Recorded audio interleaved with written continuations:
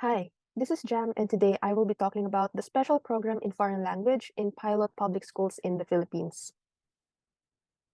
My proposed reform is the expansion of special program in foreign language or SPFL in public schools in the country.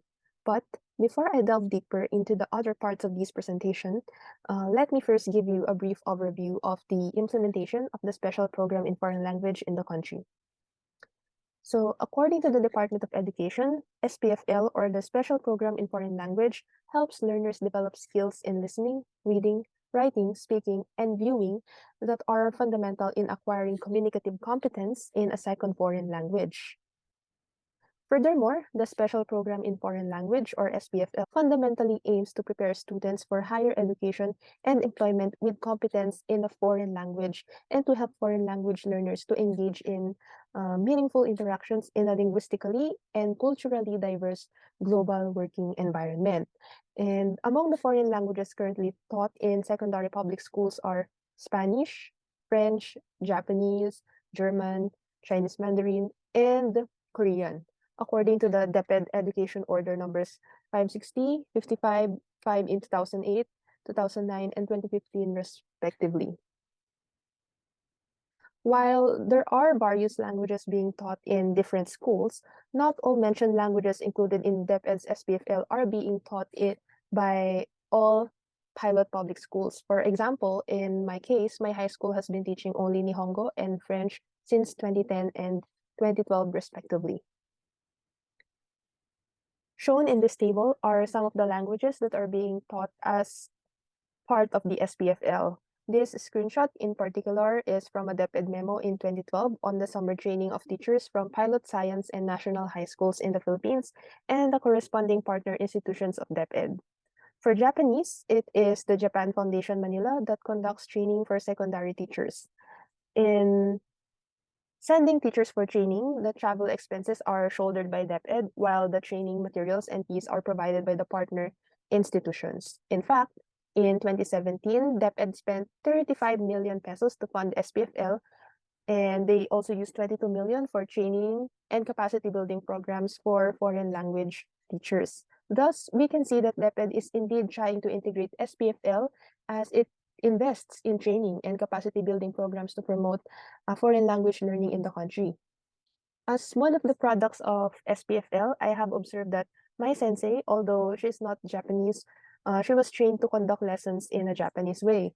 Equity of outcomes was given an emphasis in our classes such that high achieving students can help lower achieving students within a group, within a classroom, or within a school. So, for instance, as part of the month-long celebration of World Teachers Day in my school, I was tasked by my Nihongo teacher to teach my classmates on her behalf. And this is called Student Empowerment Program, where the students teach the classes handled by the teacher for a week. In 2014 and in 2015, I was tasked to do the same, but at that time, I was teaching Nihongo to my batchmates. There were 5 sections of 25 students in one class, and 2 sections of which were taking Japanese. The other 3 sections were taking French as their foreign language elective. We already had TVs installed in our classrooms, but the teaching method was very traditional. We used flashcards provided by the Japan Foundation, and the task was for me to teach them the names of colors in Japanese. As for the historical foundation aspect of my experience as an SPFL learner, meritocratic ideology and an emphasis on discipline and competent performance were also observed. Responsible and social learners. So similar to how Guo and Kuramochi described responsible learners in 2019, the SPFL teachers, particularly the teachers who were trained by the Japan Foundation Manila, spoke of strict rules and tasks as an important part of the Japanese learning journey. Deadlines were very strict, and it was our responsibility to submit our requirements on time. We were given hiragana and katakana sheets to trace and rewrite using a pencil repetitively.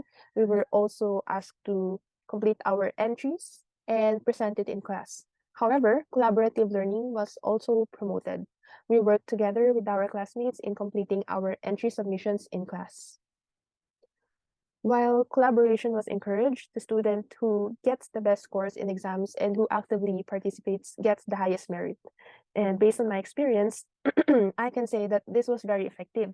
I didn't feel like studying Japanese when I was in ninth grade because I wanted to learn French at the time, as I already made a lot of reviewers and flashcards prior to that school year, only to be notified that the foreign language assigned to the pilot section has been changed to Nihongo from French. But in the end, I learned to appreciate the beauty of the Japanese language. Well, what I have learned in high school was very basic. It served as a good foundation for me when I decided to continue learning Nihongo in college.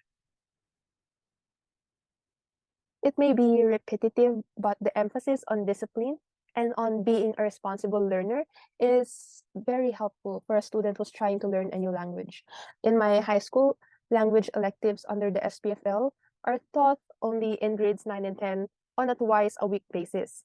Unlike English and Filipino, only a short period of time is allotted in learning a foreign language. It must also be noted that foreign languages in the Philippines are usually taught in the secondary level of education, where more importance is given to kenshu or skills than kyoiku or character. In the context of learning Japanese, the emphasis on kenshu is very effective. I think that apart from Japanese, this shift on what is given more importance is also very useful in learning other languages after primary education. And to give you a concrete example, according to an article by Hartsborn et al. In 2018, the first direct estimate of how grammar learning ability changes with age, and that it's preserved almost at 17.4 years old near adulthood and then declines steadily. So, as they say, we should strike while the iron is hot. Thus, it is only rational to teach Japanese at an age where students are more focused on acquiring skills rather than developing their character through games and other activities outside the classroom, just like how it is done in kindergarten. It is also interesting to note that DepEd mandated the SPFL program for secondary education. And in my case, it was in grades 9 and 10. Why? Because on average, grade 9 and 10 students still haven't reached adulthood. I was only 15 when I was in ninth grade and started learning Japanese, below the age where the grammar learning ability starts to decline. Now, the concept of equal outcome in the Japanese education system is as good as it is. However, I don't think that it can be applied in the Philippines easily. Equal outcome is not really achieved in the country, as evident in a study by Mesa in 2007, where poor provinces are found to have greater education inequality than non-poor provinces in the Philippines. And in the context of SPFL, not all public schools in the Philippines are given an opportunity for their teachers to be trained to teach the students a foreign language. While the intention is good, it is not realistic to be applied in the Philippines as long as the education system in the country does not offer SPFL to all schools. Now, on the concept of nexus of learning. Unlike in Japan, where the student is expected to change for the better given any curriculum or teacher at any age or his or her education, students in the Philippines are expected to follow what the curriculum mandates. Well, the new K-12 basic education curriculum has offered a design that allows a student more opportunity to freely choose an area of expertise he or she would like to pursue in senior high school. Academic activities such as uniform examinations in schools are given more importance than extracurricular activities. But as an SPFL student, I was able to learn according to the curriculum while also being able to freely grab other learning opportunities and challenge myself. So, for example, the Department of Education organizes an annual national contest called National Festival of Talents. And during this competition, there is a segment for SPFL students from various divisions to compete by joining three different contests, namely Quiz Bee, cosplay, with extemporaneous or impromptu speech, as well as singing competition. In 2015, I was a National Festival of Talents delegate and joined the Quiz Bee and cosplay categories. This experience gave me a wider and a new perspective of learning Japanese. This also pushed me to try to learn the language beyond what the curriculum required, and it motivated me to continue learning Japanese even after graduating from high school. As for the measurement of outcomes, I think that the Japanese way of measuring the skills of a student through examinations is a classic way of gauging how much a student has learned. While standardized examination may not be the only way to do this, it remains a very good way to test students in an objective way. For instance, in order to test whether a student can speak basic beginner Japanese, the JLPT and its 5 divisions from N5 to N1 are more or less designed to let the student see where he or she is at. The increasing difficulty of the JLPT examination, or simply taking the JLPT, is a good way to measure what a Filipino student who was part of a DepEd's SPFL has learned after 2 years of learning Nihongo in high school. It is like a culmination of everything that a student has learned so far that allows one to check his or her proficiency in listening, reading, and writing. As for the speaking part, another way to measure the outcome is through speech competitions. Now, let's move on to the concept of individuality versus group orientation.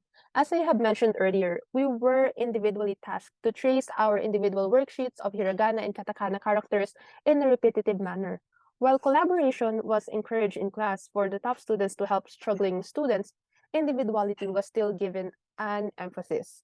Unlike in Japan, where harmony is expected to be maintained and where people are expected not to create unnecessary ripples or to stand out, the curriculum in the Philippines is designed in such a way that the curriculum is not too rigid. This way, students who are not into learning Japanese can fail, but still get into a very good university after high school graduation. But in terms of application, I think the good side of group orientation in the Japanese education system is the way the students are uh, is the way students that are doing well are encouraged to help struggling students out. I think this is a very healthy way of learning a new language because this is the exact opposite of competition. As for the use of Japanese teaching and learning methods, rote memorization is one of the Japanese learning methods that I find helpful in raising the quality of education in our schools in the context of learning a new language through the special program for foreign language by DepEd, particularly in learning Japanese. While rote memorization has a negative reputation as being an unthinking way of learning, I think that repetition of things we want to remember is a good way or method in learning kanji. According to a study by Yoshiko Mori in 2020, the respondents in her research, particularly the instructors of the Japanese language, considered rote memorization, memory, and metacognitive strategies effective in kanji instruction. And this is the logic behind the repetitive worksheets that we had to trace when learning katakana and hiragana. And personally, the use of physical flashcards also helped me a lot in learning kanji and in preparing for JLPT, as the use of this strategy promotes active recall. However, this is not to say that other learning strategies are not applicable when it comes to learning foreign languages. But this is just to emphasize that rote memorization can be a very useful learning strategy when used correctly.